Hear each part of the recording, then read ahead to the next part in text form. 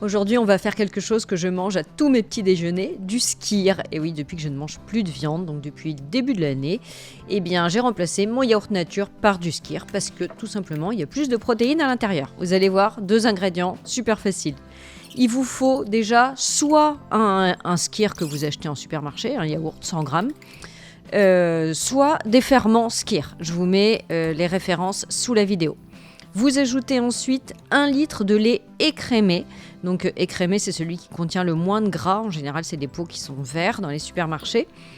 Et vous l'ajoutez au début petit à petit pour bien délayer le skyr de départ. Et ensuite, vous pouvez ajouter tout le reste. En fait, à partir d'un skyr, on va en créer 5 nouveaux. Hop, vous placez le tout dans votre yaourtière. Moi, j'utilise la Borealia, c'est une turbine à glace, mais elle fait aussi yaourtière.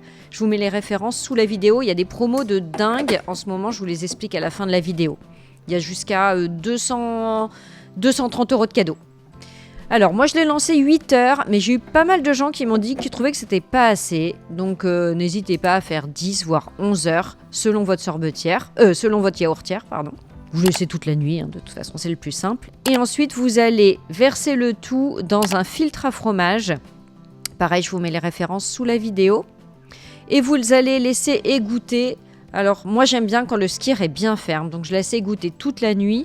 Mais vous pouvez laisser égoutter 3-4 heures si vous aimez que ce soit bien onctueux. Un peu comme du fromage blanc. Vous voyez, moi, j'aime quand il est comme ça, là, vraiment bien ferme.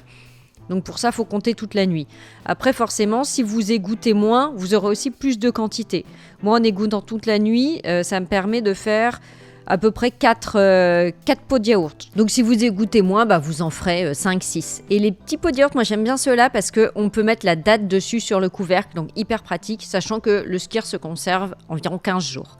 Le petit lait surtout, vous le gardez, vous pouvez l'utiliser pour des crêpes, pour des gâteaux ou même pour faire de la ricotta. Si vous voulez, je vous donnerai la recette, c'est hyper facile. Et voilà le résultat, regardez, on a vraiment un skyr super onctueux. Donc concernant la Borealia, attention, ça va aller très vite parce que c'est que jusqu'au 20 mai, vous avez 150 € en bon d'achat offert, 76 € en cadeau, un e-book offert et possibilité de payer en 4 fois sans frais. Je vous mets toutes les explications sous la vidéo.